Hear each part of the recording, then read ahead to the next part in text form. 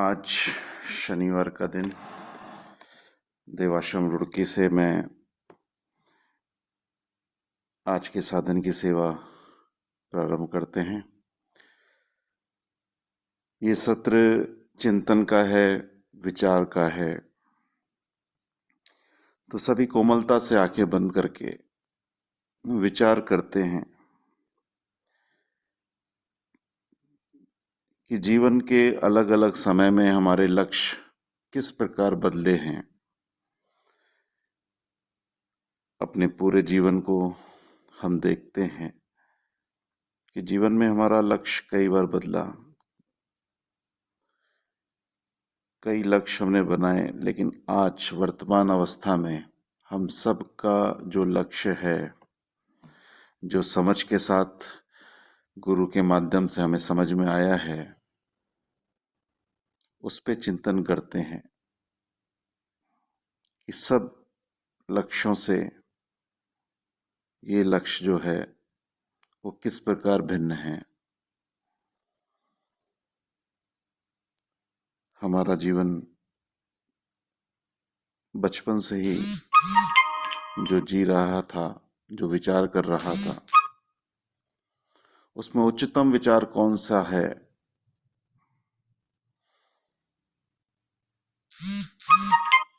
और जो बात आज हमें समझ में आई है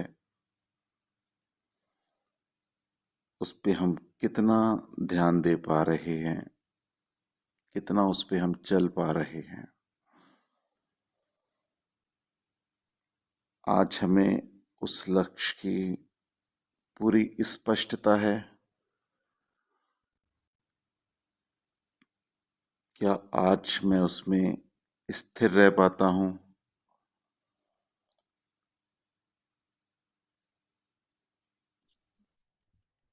क्या मैं उस पद पर चल पा रहा हूँ?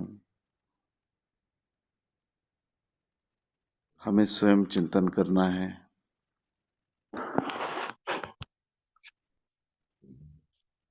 और बहुत खुशी की बात है, जब हम चिंतन करते हैं तो हम पा पाते हैं कि बहुत हद तक हमारे जीवन में उच्चतम बदलाव आए हैं।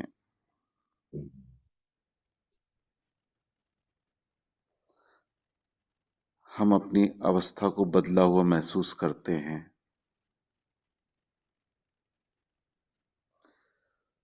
और उस बदलाव के लिए भगवान को कोटि कोटि धन्यवाद देते हैं कि जो रास्ता उन्होंने हमें दिखाया, जो पथ हमें दिखाया,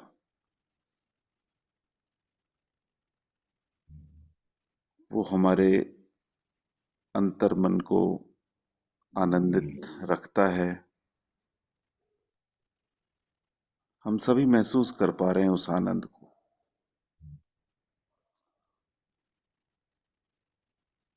शुभ हो भगवान आपका। शुभ शुभ शुभ। सभी आंखें खोलते हैं।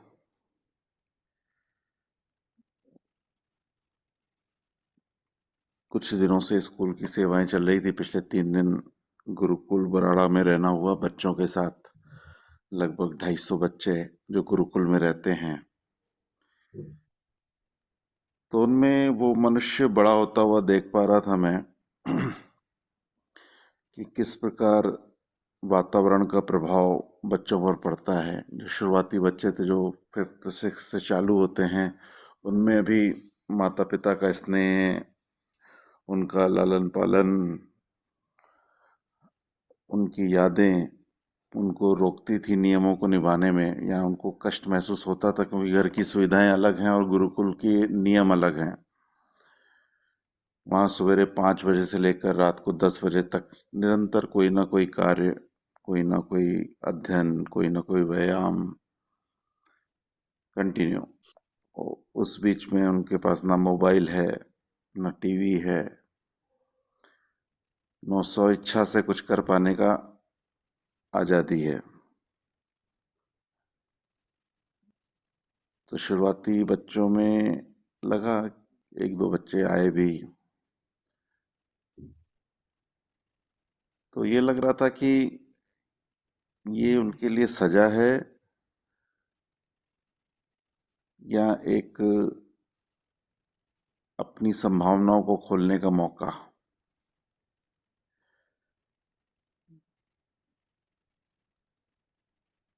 तो जब उसमें चिंतन हुआ तो वहां जो नियम से जो बच्चों को चलाया जा रहा है वो नियम तो जरूरी हैं, बाहर की दुनिया से बिल्कुल अलग हैं वो। जैसे एक बच्चा परिवार में जब पलता है तो एक उसी प्रकार से है जैसे गमले में पेड़ को हमने रखा हुआ है, उसको उतनी ही छाया मिलेगी, उतनी ही हवा मिलेगी, उतना ही पानी मिलेगा जितना हम उसको देंगे। लेकिन जब नेचर में वही पौधा उपलब्ध होता है तो नेचर उसकी रक्षा भी करता है, विकास भी करता है, और उसका विकास बेहतर हो पाता है क्योंकि उसके नीचे जो जमीन है उसमें असंख्य ऐसी चीजें हैं जो उसके लिए उपयोगी हैं, और उसकी जड़ें उसके गहराई में जा जाकर वो उन सब चीजों को ले लेता है जो उनकी आवश्यकता है। लेकिन गमले में वो सिमट के रह जाता है, बंध के रह जाता है। जब गमले को कभी खोलो ना तो उसकी जड़ें बिल्कुल ऐसी उलझी हुई रहती हैं कि जैसे वो बाहर निकलने का प्रयत्न कर रही थी लेकिन उन दीवालों ने उसको रोक लिया। या तो फिर माता पिता की परवरिश ऐसी हो कि वो सारी संभावनाओं को वो खोल पाए। संभावनाएं तो बहुत हैं, प्रत्येक बच्चे में बड़े होने तक अपार संभावनाएं हैं जो खोली जा सकती हैं, सिर्फ उसको चाहिए क्या? उचित वातावरण, उचित परवरिश, उस हर सवाल का जवाब जो जानना चाहता है। हर बच्चा बचपन से ही जिज्ञासु है, उसका प्रयत्न रहता है वो हर चीज को जाने। लेकिन जब उसके सवालों का जवाब सिर्फ उसके माता पिता से ही मिलता है तो उसका एक दायरा बन जाता है कि माता पिता को जितना मालूम है वो उसको उतना ही बता पाते हैं। फिर उसके बाद वो स्कूल जाता है। अब स्कूल में जो अध्यापक हैं, टीचर्स हैं, वो उस रोल को किस प्रकार अदा कर रहे हैं, उसके आधार पर बच्चे की वो परवरिश कर पाते हैं। एक माइक चालू है, वो देख लीजिएगा। किरण बंसल जी, आपका शायद माइक चालू है। जी मैं भी ठीक है। शुभ।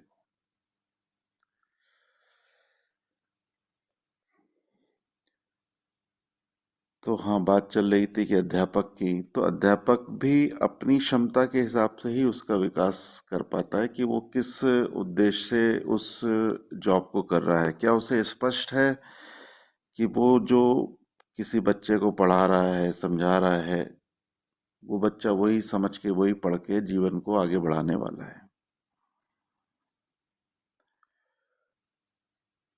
और एक बच्चा अगर देखें तो पोषित इन दो जगहों से विशेष होता है, माता पिता और अध्यापक। अब अध्यापक का भी कोई ना कोई सिद्धांत होगा जीवन का। उसने अपने जीवन को जिस रूप में देखा है स्वाभाविक रूप से वही चीज प्रदर्शित करेगा। वहां अध्यापकों की भी मीटिंग लेने का मौका मिला, लगभग 30 मिनट बातचीत करने का मौका मिला। तो आश्चर्य होता है कि कभी कुछ बातें जब अध्यापक को बताई जाती हैं तो उनके लिए वो पहली बार होती हैं। जैसे भगवान की शिक्षा के अंतर्गत ही होता है ना कि हमारे लिए क्या मुख्य है, कौन सा सुख हमारे लिए मुख्य है, कौन सा सुख हमारे लिए निरंतर है। वो अब हमें स्पष्ट हो जाता है कि जो संबंध हैं उसमें जिन भावों से हम जी रहे हैं वो भाव ही मुख्य हैं हमारे लिए कि वो उच्च बने रहें। भाव तो हैं, उच्च भी हैं, निम्न भी हैं। लेकिन अध्यापक को ये नहीं मालूम क्योंकि उन्होंने भी वही शिक्षा पाई है जो वो दे रहे हैं, और पिछले कई वर्षों से शिक्षा की ये कमी रही है कि जो बात मनुष्य को मालूम होनी चाहिए वो उस तक पहुंची ही नहीं।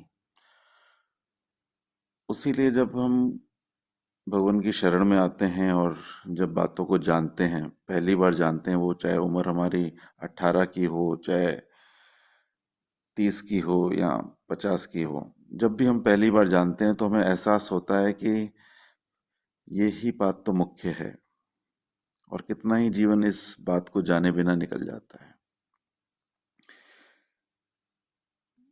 तो वो अध्यापकों को जब मालूम पड़ा तो उनको भी महसूस हुआ कि हाँ, खुशी भौतिक चीजों में मिलती भले है, लेकिन वो क्षणिक है। इंद्रिय सुख में भी मिलती तो जरूर है, लेकिन क्षणिक है। लेकिन पूरी रेस, पूरी दुनिया की रेस उसी दिशा में जा रही है, पूरी शिक्षा भी उसी दिशा में ले जा रही है कि आप कैसे ज्ञानवान हो जाएं, एक अच्छी जॉब मिल जाए, आप अच्छा धन कमा लें, और ये सारी सुख सुविधाएं हमारे पास इकट्ठा हो जाए, यानी हम सुखी हैं। लेकिन अगर हम देखें कि सारी सुख सुविधाएं हो गई लेकिन हमारे संबंध खट्टे मीठे चल रहे हैं, तो हमारा सुख नहीं बनता। हमारे अगर संबंध में उच्च भावों का प्रवेश नहीं है, तो वो संबंध वो सुख नहीं दे पाता, और वो सारी सुविधाएं भी हमें सुख नहीं दे पाती, हम उसमें भी दुखी रहने की संभावना रहती है।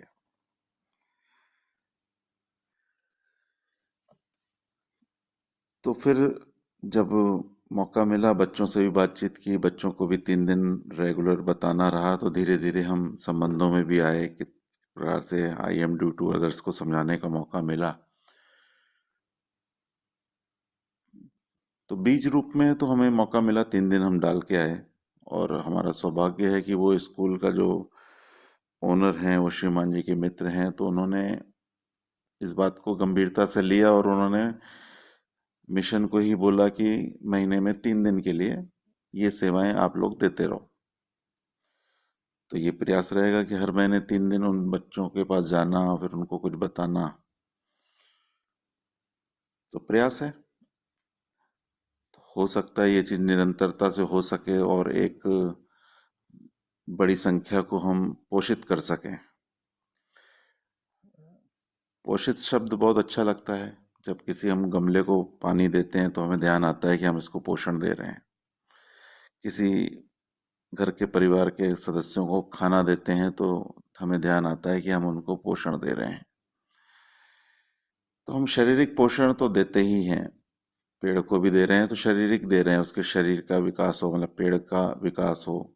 बच्चों को भी दे रहे हैं, परिवार में भी भोजन दे रहे हैं, तो शारीरिक विकास के लिए तो हम दिखता है, हमें किसी को कपड़ा दान दे दिया तो दिखता है कि हमने उसके शरीर की रक्षा के लिए उसको पोषण दिया। देखेंगे आप कि हम अधिकतर सेवाएं शारीरिक पोषण के लिए तो करते ही रहते हैं, दिखती भी है, उसके हम सेल्फीज भी खींचते हैं। लेकिन एक पोषण ऐसा है जिसका सेल्फी नहीं खींचा जा सकता, वो आत्मिक पोषण है, जिसका फोटो नहीं खींच सकते आप। और उसकी सुंदरता तो हम सिर्फ महसूस ही कर सकते हैं, उसको कोई दृश्य रूप में नहीं ला सकते। और वही खुराक मतलब 3 दिन हमने जो बच्चों के साथ बातचीत की, तो वही खुराक शायद हम दे पाए। हम अपने घर में 2 बच्चों की परवरिश तो देते ही हैं, जैसा मैं स्वयं से है। 2 बच्चों को हम प्यार भी देते हैं, ख्याल भी रखते हैं उनका। तो जब हम ये 300-400 बच्चों के बीच में रहते हैं तो और उन सब का ख्याल आता है, तो अंत में 2 बच्चे ऐसे थे जिन्होंने बोला कि अंकल आप जा रहे हो आज। तो मतलब ऐसा महसूस हुआ कि मैंने उनको परवरिश दे दी। 2 दिन ही रहा, लेकिन ऐसा लगा कि उनको मैंने कुछ ऐसा एहसास दे दिया जो उसे अपनेपन सा लगा, यानी एक नहीं दिखने वाली खुशी उसको मिली। वो भगवान की कृपा है कि हम किसी भी कार्य को भावों से कर पाते हैं। हमारा उद्देश्य सिर्फ शारीरिक विकास या शारीरिक ज्ञान को पहुंचाना नहीं रहता। हम कहीं ना कहीं अपने व्यवहार से, भावों के माध्यम से सामने वाले को पोषण दे देते हैं। वो फोटो में नहीं आ सकता, वो फोटो में आ भी नहीं सकता। जो आज भी बच्चा अगर उस चीजों को याद कर रहा होगा कि किस प्रकार उससे वार्तालाप हुई उस पलों में, या मेरा भी जो एहसास है उन बच्चों को देखकर, कि मैं उनको उन 3 दिनों में उनके उस नियमों पे चलना जरूरी बता पाया कि ये 5-6 साल अगर मैंने उन नियमों को जान लिया, उन नियमों को समझ लिया, तो हो सकता है मेरा पूरा जीवन पहले से अधिक विकास कर ले, जो संभावनाएं हैं मेरी खुल सकें, मेरे अंदर कितनी सारी संभावनाएं वो खुल सकें नियमों के आधार पर। तो अच्छा लगा। और हम सब बड़े हैं तो हमें भी यही समझना है, हमारे अंदर भी अपार संभावनाएं, अपार और नियम भगवान ने बताए हैं कि हमें कैसे जीना है, संबंधों को कैसे देखना है। संबंधों का शारीरिक विकास तो हम देखते ही हैं, परिवार में, भौतिक जगत, वनस्पति जगत, पशु जगत, मनुष्य जगत। आत्मिक पोषण पे हमें विशेष फोकस करना है। हमारा व्यवहार, हमारी सोच, हमारी समझ उसी दिशा में चिंतन करे कि कोई क्रिया, कोई घटना, कोई भजन गायन, कोई पठन, कुछ भी मेरे आत्मा का विकास जरूर करे। अगर आत्मा का विकास नहीं हो रहा किसी पल, तो यानी हम उस राह पर नहीं हैं जिस राह पे भगवान हमें चलाना चाह रहे हैं। साधन कोई भी सुन लें, भजन भी कोई भी गा लें, उसके कुछ लाइनें पे चिंतन जरूरी है। वो चिंतन होता है तो वो कुछ कमियां हमारे जीवन से निकल जाती हैं। तो हम देवत की किरणें जो पढ़ रहे थे उसमें एक 642वां जो पार्ट है उसको हम थोड़ा सा पढ़ते हैं, उसमें भी कुछ चीजें निकल के आएंगी। देवत किरणें भाग 5 में 642वां देववाणी है। तुम्हारा अस्तित्व स्वप्न नहीं किंतु सत्य है। इसके बिगड़ने और बनने अर्थात विनाश और विकास संबंधी नियम भी अटल हैं। विनाशकारी और विकासकारी गतियां भी सत्य हैं। विनाशकारी गतियों के अधीन रहकर जैसे तुम अपने अस्तित्व की रक्षा नहीं कर सकते, वैसे ही किसी अपने जैसे किसी और अस्तित्व की भी रक्षा नहीं कर सकते। यानी इसमें स्पष्ट लिखा है कि अगर हम विनाशकारी गतियों के अधीन रहते हैं तो हम अपनी अस्तित्व की रक्षा नहीं कर सकते। यानी इशारा वही है कि हमारे उम्र के साथ में हमारा दायित्व अपने साथ में किसी और का भी चालू हो जाता है। जैसे हमारे परिवार में जो साथी जन रह रहे हैं, बच्चे रह रहे हैं, अगर मैं ही अपने को विनाशकारी गतियों को नहीं समझ पाया और उसी को विकासकारी गतियां समझते हुए चलता रहा, तो कहीं ना कहीं हम नेक्स्ट पीढ़ी को भी वही चीज दे जाते हैं। तो आगे पढ़ते हैं। विनाशकारी और विकासकारी गतियां भी सत्य हैं। विनाशकारी गतियों के अधीन रहकर जैसे तुम अपने अस्तित्व की रक्षा नहीं कर सकते, वैसे ही किसी अपने जैसे किसी और अस्तित्व की भी रक्षा नहीं कर सकते। विनाशकारी गतियों से निकलने और विकास लाभ करने के लिए तुम्हें अपने अस्तित्व के विषय में उन दुर्लभ सत्यों की ज्योति और विविध शक्तियों के लाभ करने की आवश्यकता है कि जो देव धर्म प्रवर्तक के देव जीवन में आविर्भूत हुई है। हित अहित के सच्चे विवेक की बिना अपने अस्तित्व की रक्षा के लिए आकांक्षा नहीं हो सकती। हित अहित के सच्चे विवेक की बिना अपने अस्तित्व की रक्षा के लिए आकांक्षा नहीं हो सकती। ऐसा हो कि यह विवेक और आकांक्षा तुम्हारे भीतर जागृत व उन्नत हो। मतलब हमारे जीवन में विवेक का होना कितना महत्वपूर्ण है। और अगर किसी से भी बोलो बड़े जनों से, तो सभी बोलते हैं विवेक तो है, बड़ों में विवेक आ जाता है, जागरूकता आ जाती है। लेकिन जो भगवान देवात्मा जिस बात को पहुंचाना चाहते हैं, आज संसार में वो विवेक के अंदर नहीं है। जब भगवान देवात्मा की शिक्षाओं को जानना होता है तो समझ में आता है कि विवेक की कितनी संभावना है। सभी का विवेक अपने अपने लेवल पे हो सकता है। और भगवान हमेशा आकांक्षा की भी बात करते हैं। मनुष्य जगत में वो आकांक्षा ही खत्म हो गई है। उसे लगता है कि बस एक सैलरी मिली, एक इनकम मिली, एक परिवार है, उसको पालना है। पालना भी क्या है, शरीरों को पालना है कि हर शरीर सुख सुविधा में रहे, मेरे बच्चे सब सुख सुविधा में रहे। तो ठीक है, गलत भी नहीं है, लेकिन उसके साथ में अगर वो वाली मुख्य जो उद्देश्य है, मुख्य लक्ष्य है, अगर वो उस तक नहीं पहुंच पाया तो वो चीज आगे से विलुप्त होती जाएगी। आज हम बाहर के देशों में देखते भी हैं कि भौतिकवाद की दुनिया इतनी ज़्यादा गहरी हो गई है, इतनी ज़्यादा महत्वपूर्ण हो गई है कि उसके अलावा कोई दिशा दिखती नहीं। भले वो सुखी हैं, दुखी हैं, वो नहीं है, लेकिन पूरी रेस ही उसी चीज़ की है। आज हमारे भारत में, हिंदुस्तान में फिर भी ये इस चीज़ की जिज्ञासाएं हैं, लोग जानने का प्रयास करते हैं। भारतीय के एक मूल में वो उद्देश्य हमेशा ही रहता है कि नहीं, मैं सिर्फ शरीर नहीं हूँ, कुछ तो और है।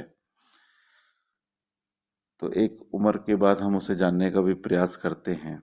वो भले पूरे अपने स्वस्थ जीवन को गुजारने के बाद करते हैं, लेकिन जानने का प्रयास रहता है। लेकिन अगर बच्चों में ही बाल्यकाल से ही माता पिता के माध्यम से वो परवरिश आ जाए तो स्वाभाविक रूप से बच्चा अपने शारीरिक विकास पे तो काम करेगा ही करेगा, मानसिक विकास पे भी काम करेगा, और साथ में संबंधों का भी उसे ध्यान रहेगा कि मेरे को किन भावों से अपने संबंधों को निभाना है। तो हम सबकी जिम्मेदारी है, हम सबकी जिम्मेदारी बनती है कि हम उन विषयों को जो भगवान से हमें मिल रहे हैं किस प्रकार शिक्षा के रूप में, उदाहरण के रूप में स्वयं को प्रस्तुत कर सकें, स्वयं के माध्यम से उन विषयों को पहुंचा सकें, शिविरों में बच्चों को ला सकें, महाशिविरों में ला सकें, उनको उस तरफ उनकी जिज्ञासा को बढ़ा सकें। जिज्ञासा, अगर जिज्ञासा बढ़ा दी तब भी मुख्य। अभी अध्यापकों से जब मीटिंग हो रही थी तो मैं पूछ रहा था कि अध्यापक भी बच्चों का विकास करते हैं, लेकिन ऐसी कौन सी जिम्मेदारी अध्यापक की है जो दिखती नहीं है, वो महसूस की जाती है और कराई जाती है। तो मेरे मन में भी पहली बार ऐसा प्रश्न आया तो उसमें निकल के वही आया कि अध्यापक एक बच्चे को पढ़े कि उसमें पढ़ाई के प्रति कितनी लगन है या ललक है, इच्छा है, और अगर वो उस तरफ नहीं जा रहा है तो अध्यापक का कर्तव्य बनता है उसको छोटी छोटी बातें स्नेह देकर, प्यार से उसके अंदर पढ़ाई के प्रति जिज्ञासा को बढ़ाए। जिज्ञासा को बढ़ाए, क्योंकि अगर उसने जिज्ञासा पे काम कर दिया, उसकी जिज्ञासा बढ़ गई तो फिर आगे नहीं रुकेगा वो। तो ऐसे ही हम सब पेरेंट्स के रूप में बच्चों के अंदर उस जिज्ञासा को बढ़ा दें कि किस प्रकार हमारे भाव महत्वपूर्ण हैं,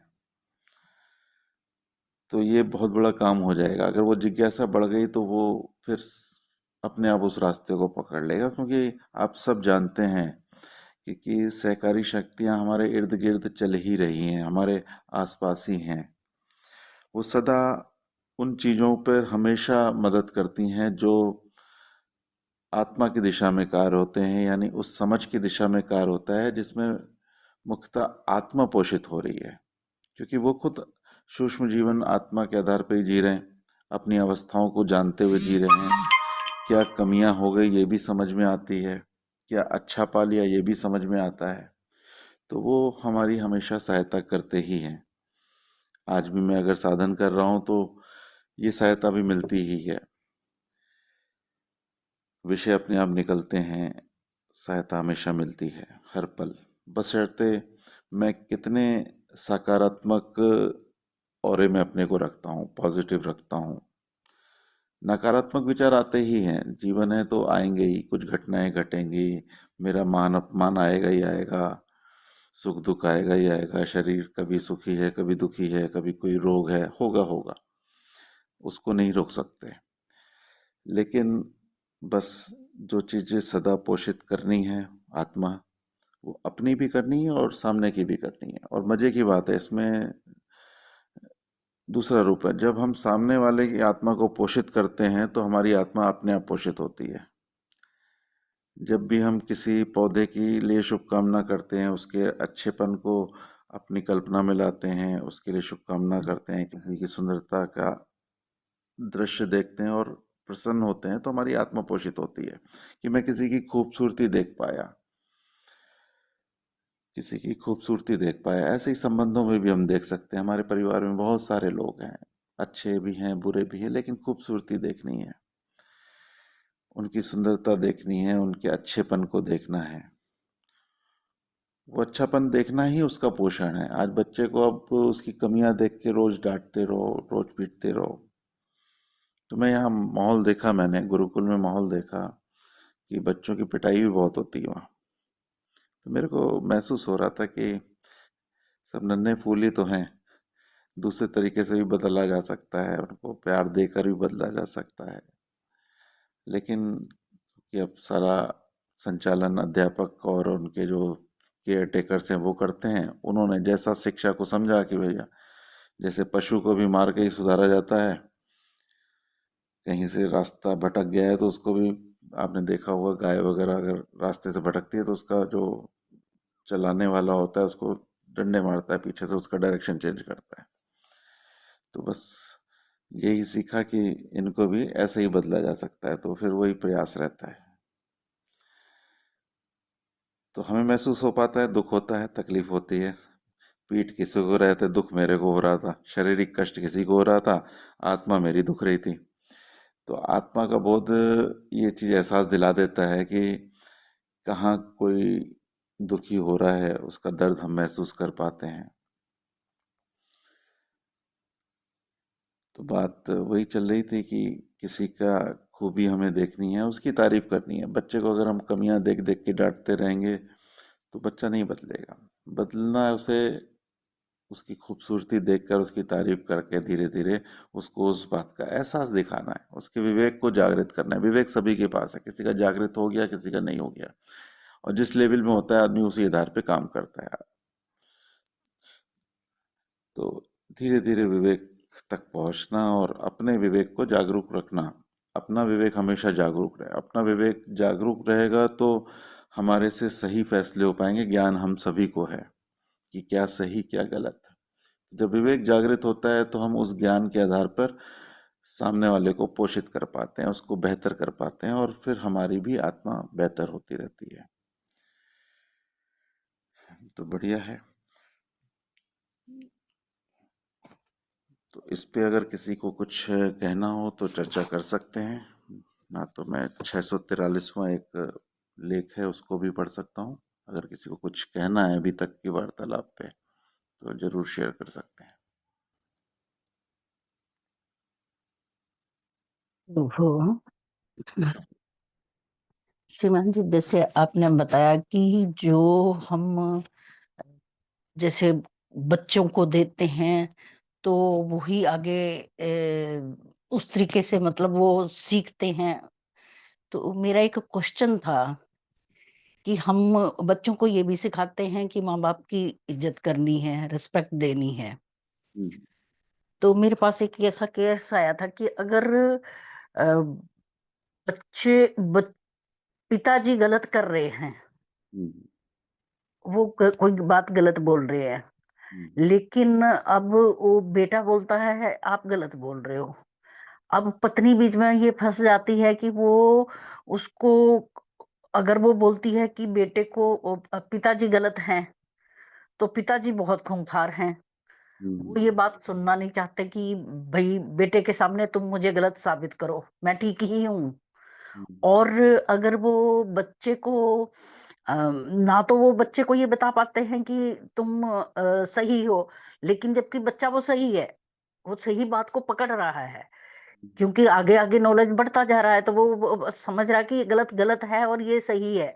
लेकिन वहां पे वो फिर पत्नी का क्या रोल होना चाहिए, उसकी माँ का क्या रोल होना चाहिए? हम्म, ठीक है, बढ़िया है। एक तो इसमें जो पत्नी होती है ना, तो माँ, पत्नी पति के भी नजदीक है और बच्चे के भी नजदीक है, ठीक है ना। यस। हाँ जी। जब वो नजदीक है तो फिर उनको हम सेपरेट ही बताना पड़ेगा, हम एक साथ बीच में वो द्वंद्व को बढ़ा नहीं सकते उस विषय को, क्योंकि बच्चे का पिता के प्रति सम्मान का रिश्ता है, ये पिता भी जानता है, बच्चा भी जानता है, ठीक है। लेकिन कोई चीज में विरोध होके वो सम्मान खत्म हो जाता है तो फिर वो युद्ध में बदल जाता है, फिर वो रिश्ता खत्म हो जाता है, वो संबंध खत्म हो जाता है। तो इसलिए बैलेंस करने के लिए जो बच्चे की माँ के रूप में उसको समझाएगी तो अलग समझाएगी, ठीक है बेटा पापा गलत हैं, लेकिन ठीक है, तू सही है, मेरे को लग रहा है, तू ऐसा ही कर। लेकिन उनको हम सामने नहीं बोल सकते, क्योंकि तेरे को मालूम है घर का माहौल बिगड़ेगा। तो इस प्रकार से हमें इन चीजों में गैप लेना है, तो यानी इस उस बात विषय। को, हाँ। हाँ जी, इस बात को वो बच्चा मानने को तैयार नहीं है कि वो गैप नहीं, जो बात है वो सामने करो।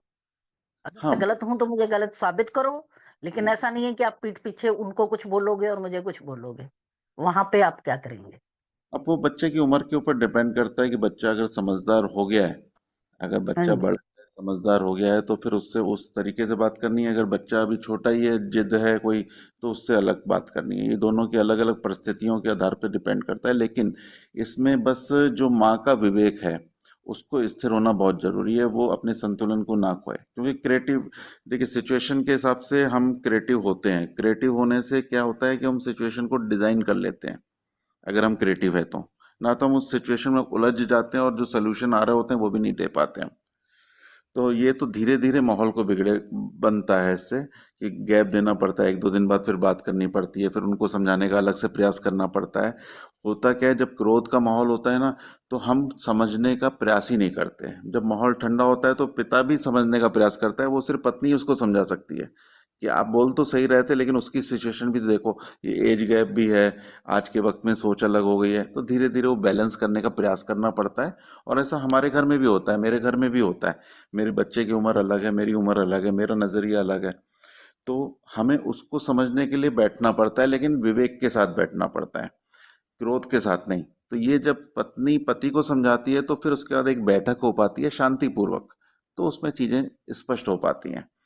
तो इसमें बैलेंस करने का काम तो रोल तो महिला का ही है।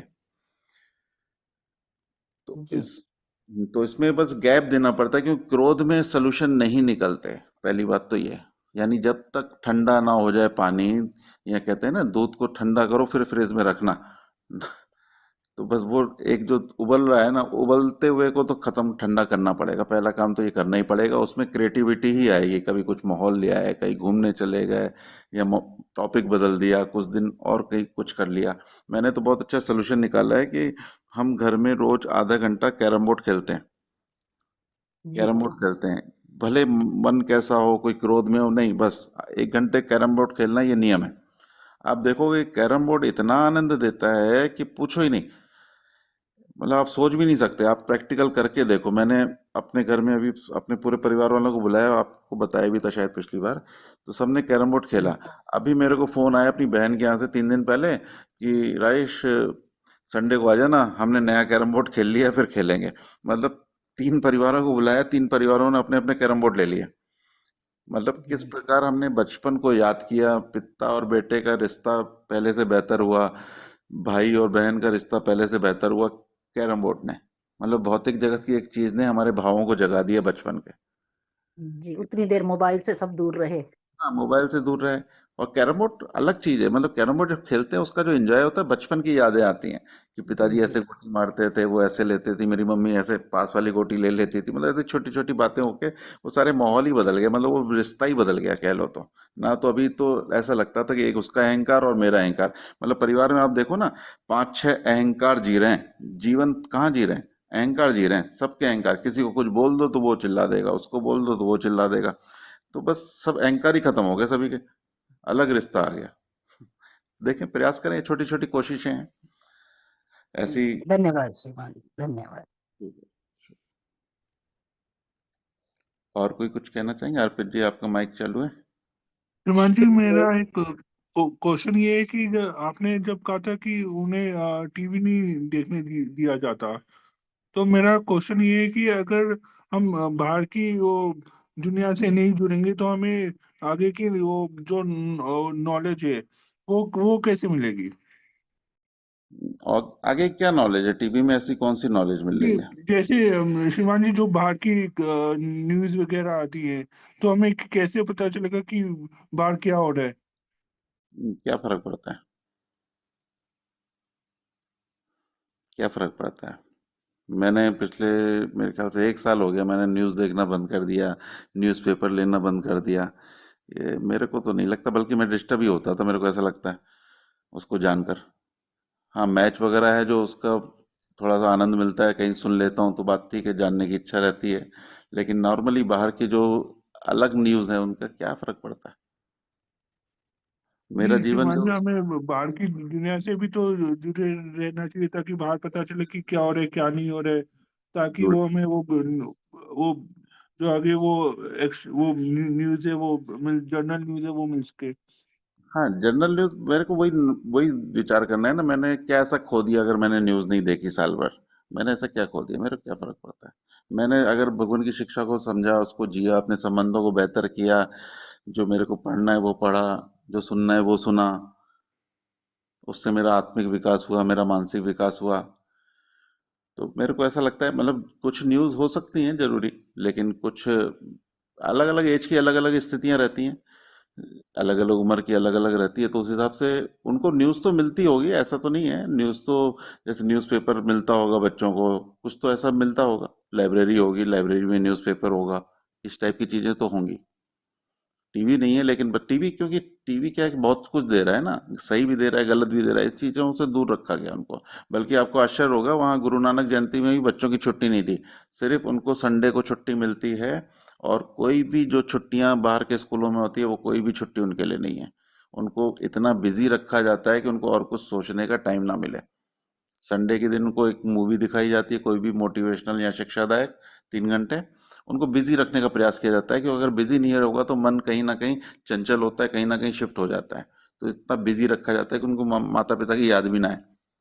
तो धीरे धीरे वो हैबिट हो जाती है, 2 साल थोड़ा प्रयास ज़्यादा रहता है। उसके बाद बच्चे अपनी दिशा को समझ जाते हैं कि मेरा 4 साल का ये लक्ष्य है, और इसके बाद मैं या तो आईएएस बन जाऊंगा, कलेक्टर बन जाऊंगा, सेना में चला जाऊंगा, मैं तो उनका टारगेट ही है वही। तो होता है, मेरे को तो लगा ठीक है। श्रीमान जी, तो इससे फिर अगर हम बाहर की वो न्यूज सुनते तो हमें जनरल नॉलेज भी बढ़ती है। हाँ, तो वो सब तो विषय वहाँ है ही ना, जनरल नॉलेज या इस टाइप की मैगजीन्स तो आती होंगी बच्चों को पढ़ने के लिए। वो तो जनरल नॉलेज की, जैसे इंडिया टुडे आप पढ़ो तो पूरे महीने भर की उसमें आपको न्यूज़ मिल जाती है। महीने में एक बार इंडिया टुडे मंगाओ, पिछले महीने की पूरी रिपोर्ट मिल जाती है आपको, क्या क्या क्या परिवर्तन हुआ।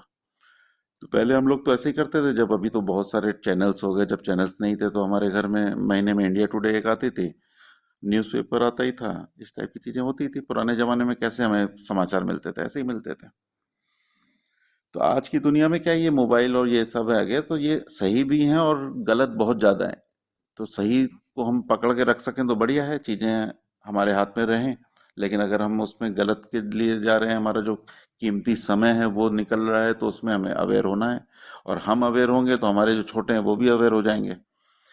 आज बच्चों से अगर मोबाइल दूर करना है तो पहले तो माता पिता को अपने से दूर करना पड़ेगा, वो दिखाना पड़ेगा। तो ये तो है। अगर बच्चे को अल्कोहल से दूर करना है तो स्वाभाविक है पिता को दूर होना पड़ेगा। किसी भी व्यक्ति को परिवार से हटाना है तो बड़ों को पहले समझना पड़ेगा ना। अगर बड़ों का विवेक जागृत नहीं रहेगा तो बच्चे का विवेक कैसे आएगा?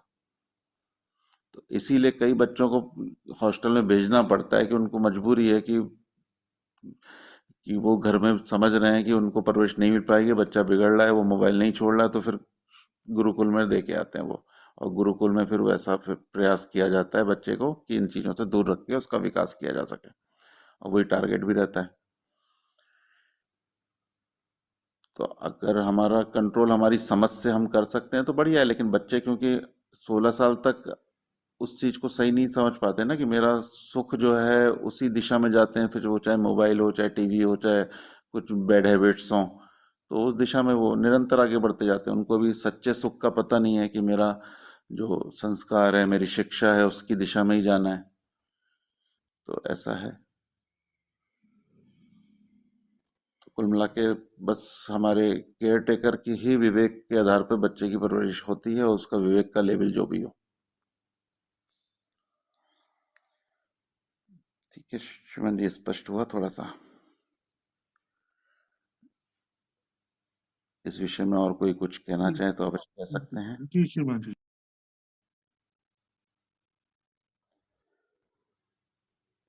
इस विषय में और कोई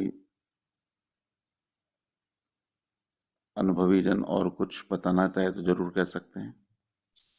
शुभ हो श्रीमान जी, शुभ हो। बहुत सुंदर उद्बोधन, बहुत सुंदर। मुझे जो बात समझ आई, बस एक ही सेंटेंस बोलूंगा मैं, कि हमें नेगेटिविटी और पॉजिटिविटी में गहराई से अंतर को समझना चाहिए, और अपने आप को हर विषय में, हर संबंध में पॉजिटिव रखने का प्रयास करना चाहिए।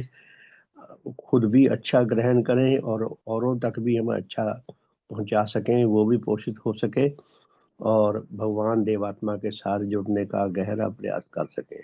बहुत धन्यवाद शिवा। जी शुभ। ये देवत की किरणें अगर सॉफ्ट कॉपी में हो तो शेयर कर सकते हैं। ये सभी पढ़ा कर इन दिनों में, वैसे भी भगवान के इन चीज़ों को पढ़ने का दिन है, लेकिन इसमें बहुत गहरी चीज़ें लिखी है। मैंने तो कभी इतना ज़्यादा महसूस नहीं किया, इस बार किताबें हाथ में आई हैं तो लग रहा है कि वाकई समझने वाली बात है। इससे हमारा अवेयरनेस बढ़ती है, चिंतन ही है समझिए एक एक विषय पर। जैसे नेक्स्ट टॉपिक सिर्फ हेडिंग ही पढ़ूंगा क्योंकि टाइम नहीं है। इस पृथ्वी के करोड़ों मनुष्य परिवर्तन चक्र के द्वारा परिवर्तित होकर जिस अवस्था में पहुंचते हैं, उसके विचार से वह कैसे अपूर्ण और इसीलिए अपने और अपने अन्य नाना संबंधियों और अस्तित्वों के लिए कैसे महाहानिकारक और दुखदायी बन रहे हैं। यानी ये परिवर्तन का जो चक्र चल रहा है वो चल ही रहा है, और हम परिवर्तित किस दिशा में हो रहे हैं, उच्च की दिशा में हो रहे हैं कि निम्न की दिशा में हो रहे हैं, ये हर मनुष्य को समझना है। और जैसे जैसे मनुष्य बड़ा होता जाता है वो अपनी आजादी समझता है और फिर इन वृत्तियों की तरफ बढ़ रहा है कि अब तो मैं बड़ा हो गया, अब तो मैं नशा कर सकता हूँ, अब तो मैं सिगरेट पी सकता हूँ, अब तो मैं बड़ा हूँ। तो किस तरीके से वो कैसा वातावरण क्रिएट कर रहा है, उसकी समझ कैसी है। तो ये सब जितने भी लगभग मेरे ख्याल से 5 में कुल मिला के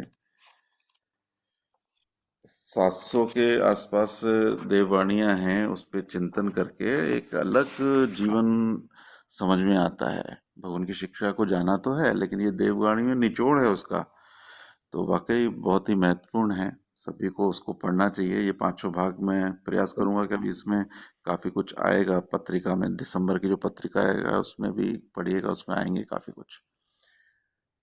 सतदेव की जय श्रीमान जी, सभी का शुभ हो। मैं ये बताना चाहता हूँ कि ये जो देवत्व किरणें है, शरदे पिताजी ने बहुत मेहनत करके ना, उन्होंने, क्योंकि वो उनका अध्ययन बहुत रहता था, तो दिन में 5-6 घंटे तो वो ये बुक्स पढ़ते ही थे, परम पूज्य भगवान देवात्मा की। और ज्यादातर वो देववाणी के नोट, देव शास्त्र और ये जो कोर बुक्स हैं उन्हीं को पढ़ते थे। तो उनमें से उन्होंने ये सारी कंपाइल करके 1 से 5 तक 5 भागों में है। और एक और बुक भी है, परम आवश्यकता, मतलब भगवान के, परम पूज्य भगवान देवात्मा के साथ संबंध की परम आवश्यकता, एक और बुक भी थी। तो जो 6 बुक्स उन्होंने कंपाइल की थी, प्रिंट करवाई थी, तो इसकी कुछ हार्ड कॉपीज भी हैं हमारे पास। और अर्पित ने इन 5 भागों की इकट्ठी एक सॉफ्ट कॉपी भी बनाई हुई है, वो अवेलेबल है, अगर किसी को चाहिए तो वो दे सकते हैं। तो शरद पिता, ग्रुप में व्हाट्सएप में डाल दें वो तो। हाँ जी, वो मैं डाल दूंगा। तो उनके शरद पिताजी ने काफी मेहनत करके कई सालों से, और कभी किसी को प्रेरणा करके किसी बुक का उनसे स्पॉन्सर करवा लिया, कभी किसी से करवा लिया, तो काफी उन्होंने ये मेहनत करके बनाई थी। तो जी जी, बढ़िया। हाँ जी, तो मैं इसको अर्पित को बोलता हूँ अपने ये ग्रुप में डाल देगा, वो जो सॉफ्ट कॉपी बनाई हुई है, तो अपनी सुविधा अनुसार तो वो इनको पढ़ सकते हैं। ये सब की सब जितनी भी हैं वो जैसा आपने बताया, ये परम पूजनीय भगवान देवात्मा की देवबानी के अलग-अलग मतलब नोट्स हैं, अलग-अलग बुक्स में जो उनके ये विशेष लेख और उपदेश हैं, उसमें से भी लिए हुए हैं और काफ़ी मतलब स्टडी के बाद ही ये उन्होंने किया था। और ये सभी ध्यान रखें, इसको जब हम पढ़ेंगे तो इसका पढ़ने पर चिंतन स्वयं पे करना है। मतलब इसको पढ़ने का ही रोल नहीं है, इसको स्वयं पे चिंतन करेंगे तो अलग चीज निकल के आती है कि मैं स्वयं के ऊपर कैसे ले रहा हूँ ये चीजें, मैं इस लेख का मेरे जीवन में क्या रोल है और मैं कैसे आगे बढ़ सकता हूँ। तो ये बढ़िया चीज है। चलिए धन्यवाद, समय पूर्ण हुआ है, 6:27। शुभ हो श्रीमान जी, शुभ हो। बहुत बहुत धन्यवाद। बहुत सुंदर उद्बोधन, बहुत प्रेरणादायक और अंतर मन को झंझोड़ने वाला